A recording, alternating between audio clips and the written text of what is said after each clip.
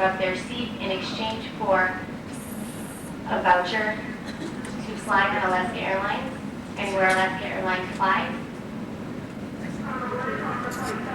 737 Boeing.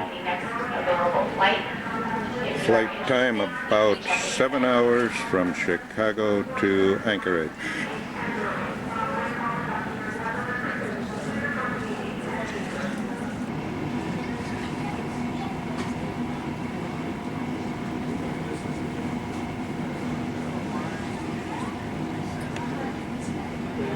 Raining out there right now.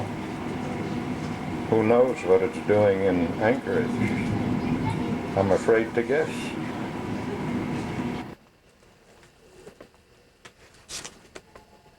Today is June 3rd, 2002, and we have finally arrived in Anchorage.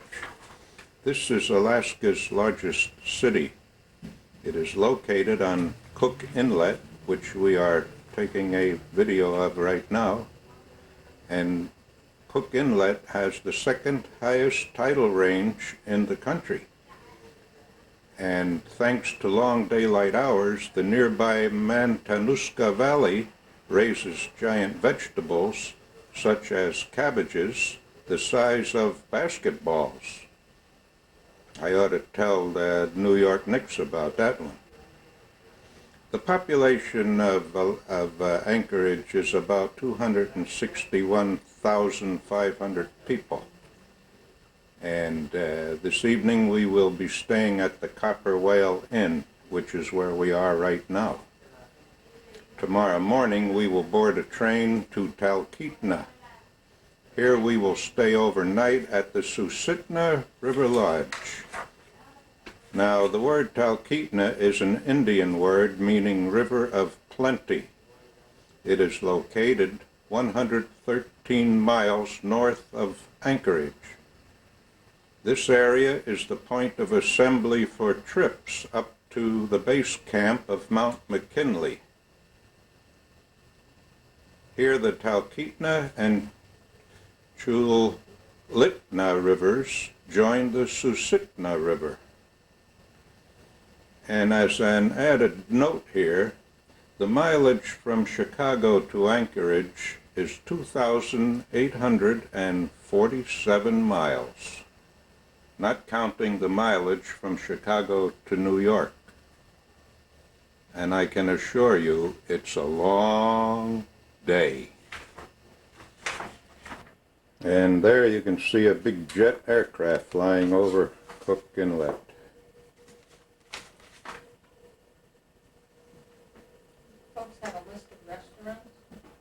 There's so much here, it's ridiculous. Well, yeah, I did hear about this place. Yeah. And also this place. You've already been caught up. Did my homework. We just don't know if we have time to do it all. I don't know what night we're coming back. We are inside the Copper Whale Inn, and this is George's room, and he gets the room with the four-masted schooner. I mean, four-masted bed. And that's a bed, I can tell you. Wow.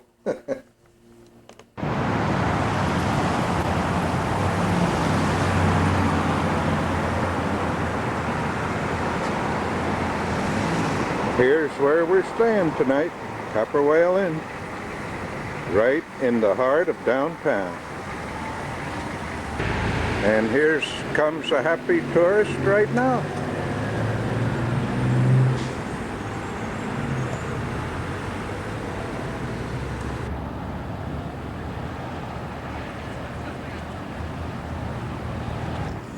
Here we are on 4th Avenue in Anchorage, downtown, and if I didn't know better, I would think that it's almost like Innsbruck, Austria, with the Alps in the background. Take a look. And the flowers also.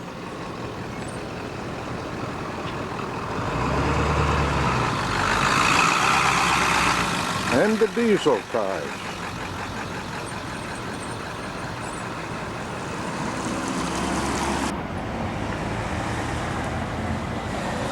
Isn't that pretty?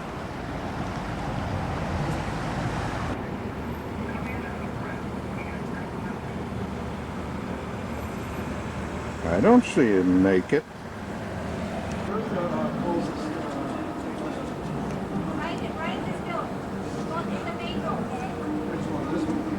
We're going to take a tour of, 1-hour tour of Anchorage on this historic 4th Avenue Raleigh. It's historic, all right. Responsible for naming most of the bodies of water in this area. He was traveling alongside with Captain Bligh on 2 different ships. They were on the Discovery and the Explorer. And their mission operative, if you will, was to find the Northwest Passage to India. Of course, they didn't find it, and this was a low point in Captain Cook's journey, was right through here. And there's just really no way around it. Like, it doesn't matter what kind of grade or soil you put down, there's always moisture going to be getting underneath the roads. Anchorage High School. Anchorage High School. That's what it used to be called. Now it's called West High School. Bathroom, all the walls are half as tall as they should be to allow that natural light to come into the home and spread throughout. But we get about 10 to 16 feet of snowfall a year here. So it's all the deaths occurred. There wasn't that many people living here. It was 5:30 in the afternoon and Good Friday, which means that most folks were at home just enjoying the vacation. No way to really give you an average because they're not really consistent. Well, that's like California. Yeah. Here's a faraway view of the city of Anchorage. I'll bring it in a little bit for you.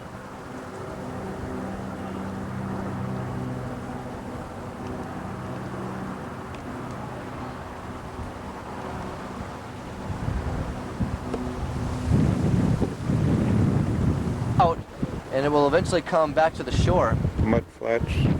And what happens is the water comes up through the sand first before it goes over the top. It acts just like quicksand. And it's really, really dangerous.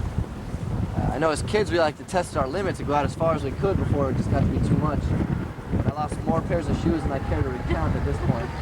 And they always got in trouble. You'd come home like knee-high in mud and no shoes. That's big.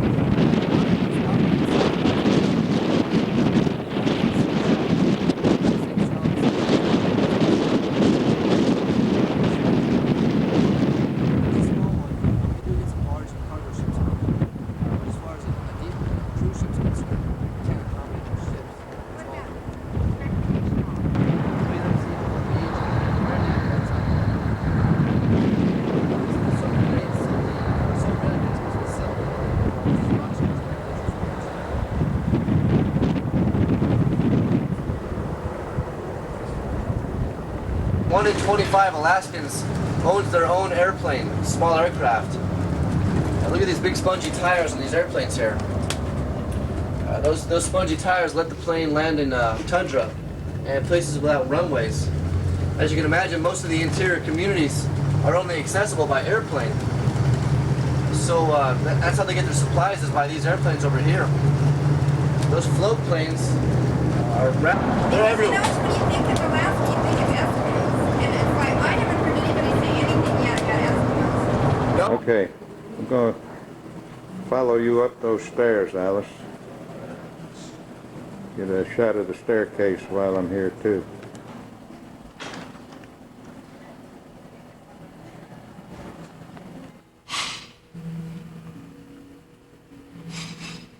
I am told that these murals during an earthquake came right off the wall in pieces and they put them back together again. Kind of hard to see them though in this light here.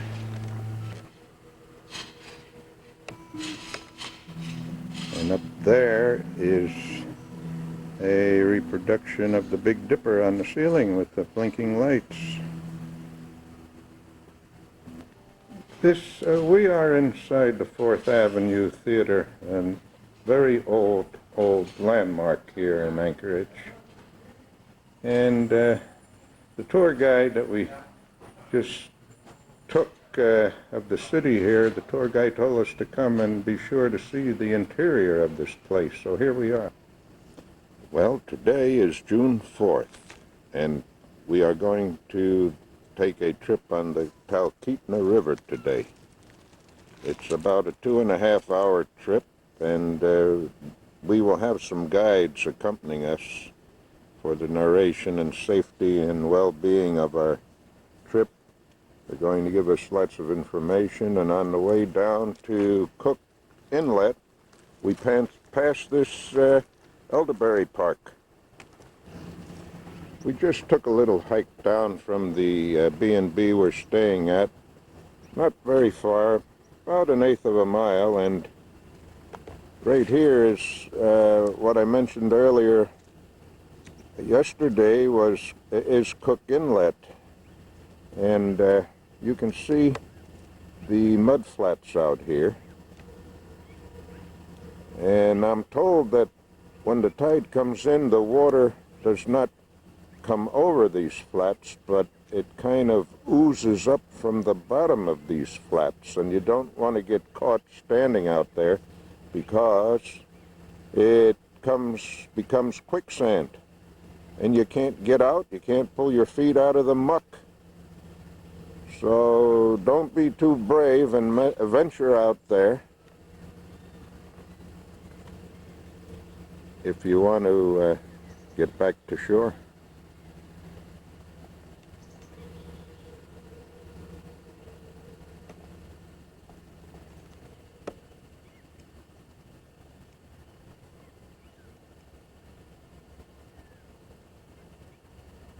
Kind of a quiet morning.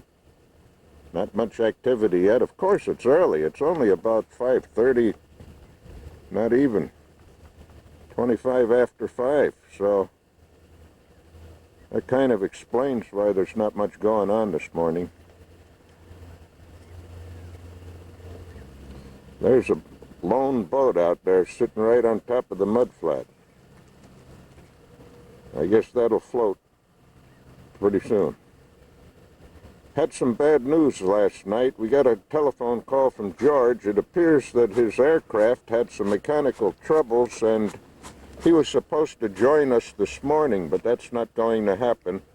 They made other preparations for George. He's going to meet us up in the Susitna Lodge in Talkeetna later today, probably around 6 p.m., and hopefully we can become a team again. We kind of disappointed that he couldn't make it this morning, but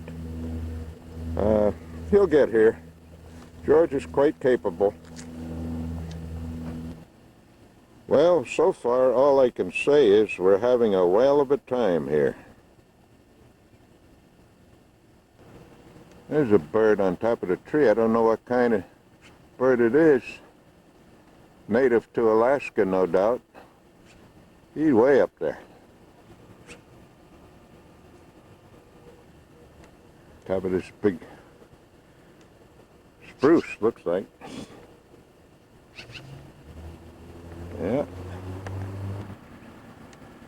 There's Alice inspecting the flowers, and Lord knows what else. Oh, she must be getting cold. She wants to get in, but she's in for a surprise. I don't think... Oh, she did get in there. The reason I'm taking these videos, I want to show you the bizarre contrast between the B&B. It's nestled in between two huge buildings, as you can see.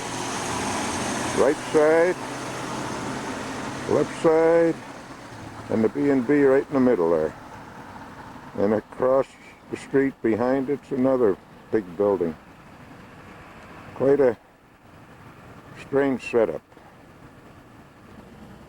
And on top of the building we've got the American, Canadian, and Alaskan flag. Nice touch.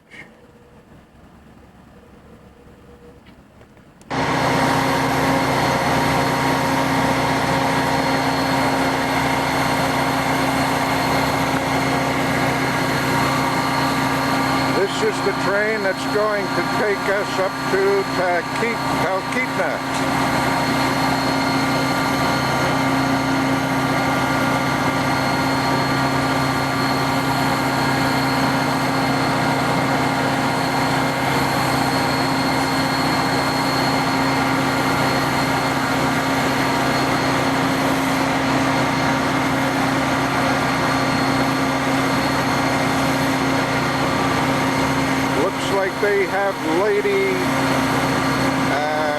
engineers.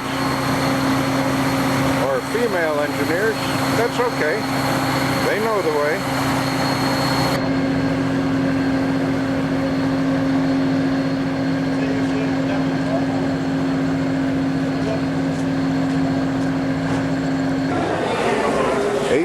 Special to Cal Keatna. Well, we're leaving Anchorage. We're now in the railroad yard, ready to board the train to Talkeetna.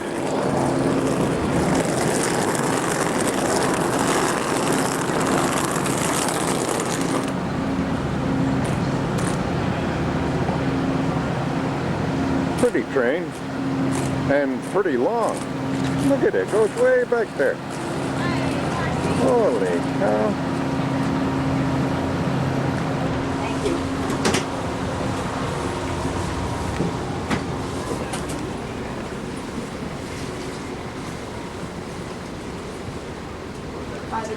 As they say in Deutsch, Dom ist geschlossen, but we're going to go anyway. Just to take a picture.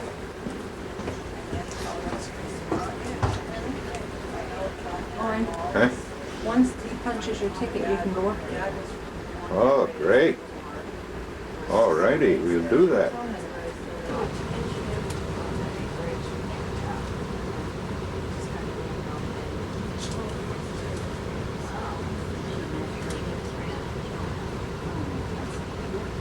We're still in the Anchorage train station. I noticed the sign here gives you a little mileage of other settlements, cities.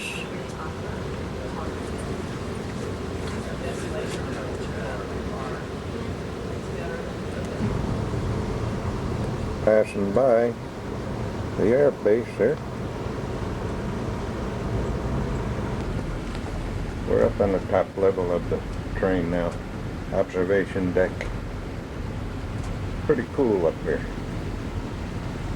I don't mean temperature-wise, just you can get a, there goes 2 fighter jets right there, taking off from Elmendorf. Yeah.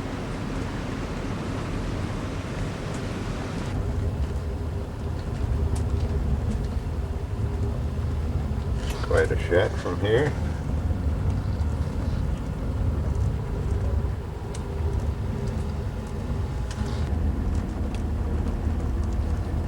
I don't know how good this will come out, because that's a little better, I guess. Really chugging away there around the bend.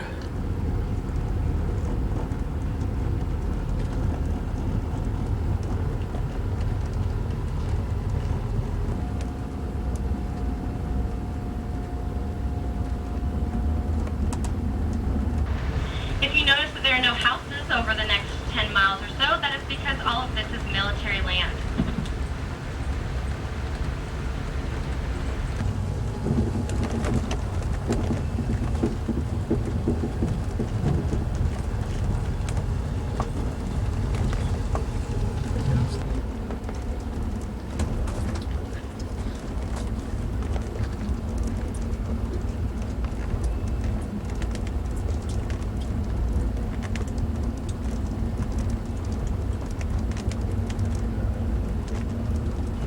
See some snow up there along with the fog. Oh, where to go?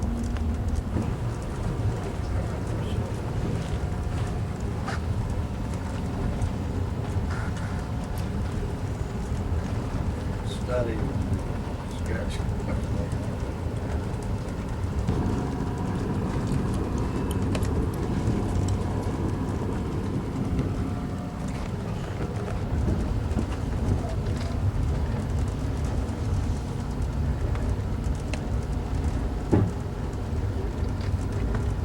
See the clouds hanging below the mountaintop there.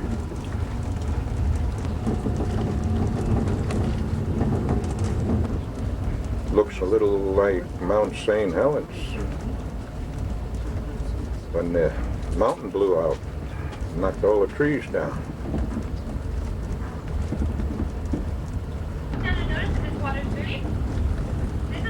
while the sediment is churning up inside of it. And finally, the main thing that we're using now is oil. Oil is a major revenue provider for the state of Alaska. The first oil was discovered in 18 with over 2 billion barrels, 2 million barrels of oil traveling through pipelines that day. Alaska oil is produced in two regions. It's produced at Prudhoe Bay and in Cook Inlet. If you're ever flying both Cook Inlet around Anchorage, you might notice some oil wells. By the mid-1800s, the Russians had explored most of Alaska, including South Central. Their interest in Alaska lay in exploiting the rich fur resources of the region. The most 27th, 1964, and 5:36 in the evening, South Central Alaska was hit with one of the strongest earthquakes ever recorded in North American history. Violently for so long, the land actually liquefied. This allowed the water in Cook Inlet and Kinnick Arm to come up and seep into the root systems of the trees. This eventually killed the dirty and murky. This is just like Eagle River. It is also a glacier-fed river. It's a very beautiful picture. We will be crossing several forks of the Matanuska River over the next couple miles.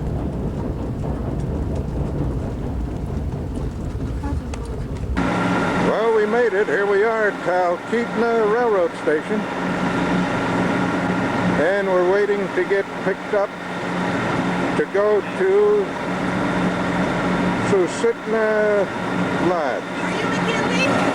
And that is one long train we just got off. We were way up there somewhere in that car right there.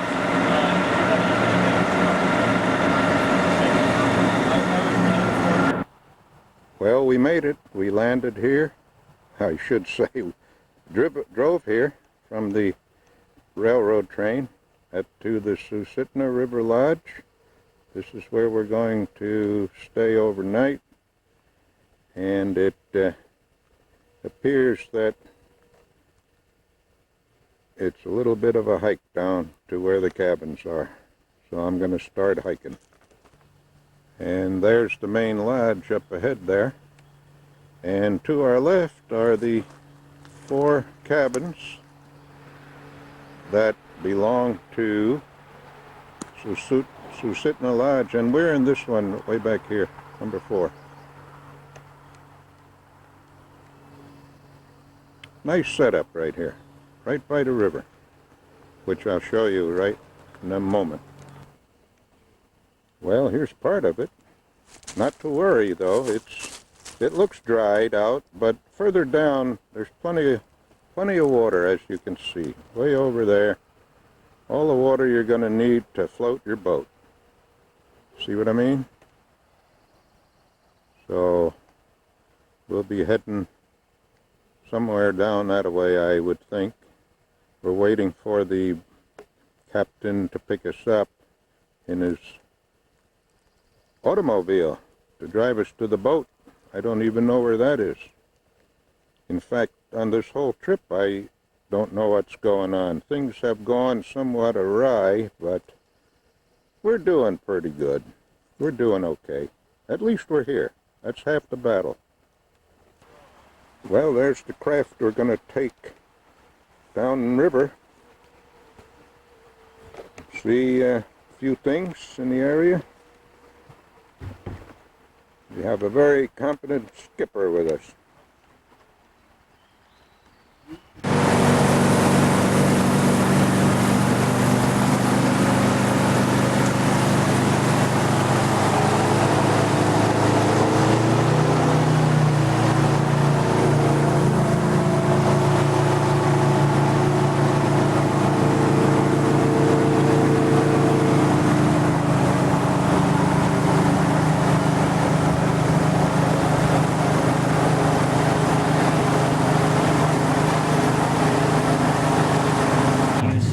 That's a bald eagle nest right up there in that tree. Get a close-up of it. Do they reuse the same nest? They do. Sometimes if the fishing isn't this good one year, they'll abandon a nest. So it gives you an idea of the force of the river and how There's a quiet. couple of eagles sitting right up there. trying to think keep I the wanna camera go as steady as I can. It's not easy to do on a boat the way it's rocking. We're moving right along in the current too, but I wanted you to see a close-up of those eagles right there. They're beautiful. They're scratching. He's scratching. All righty. You can see how quick we're moving downstream here without power. I'm just gonna hold this camera steady, and you look on the bank over there, you'll see how quick we're moving along here. And the motor isn't even going. So it's pretty strong. But it's a great day out, not cold, just a small breeze, which isn't contributing too much to our speed. It's the current that's pushing us.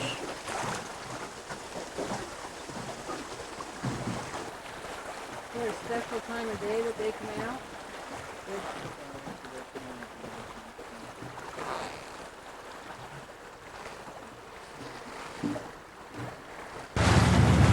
There's some interesting beaver cuttings right there.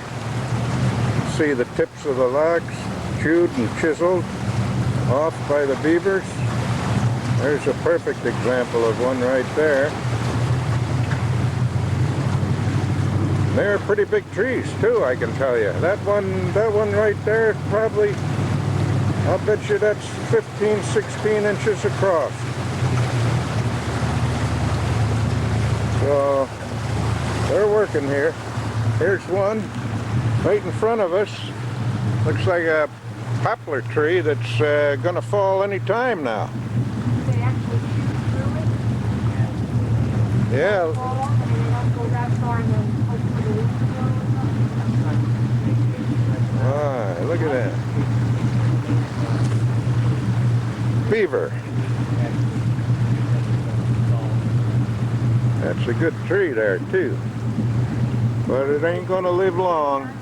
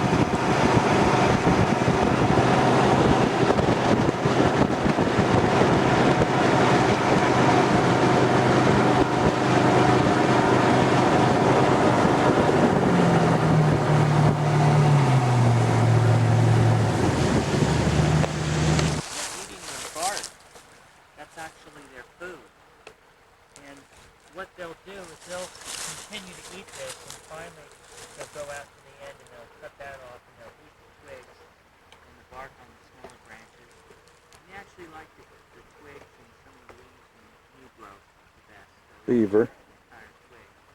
Recently, or quite recent. There's another one still.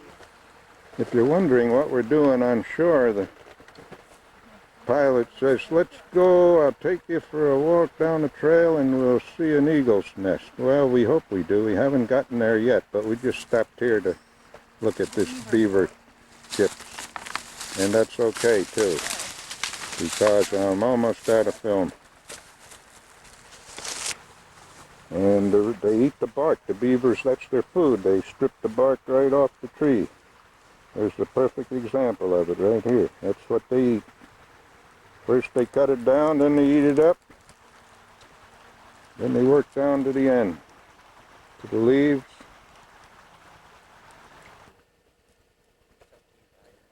Trying to give you a little perspective here of the size of these ferns. They're a good 3-4 feet now.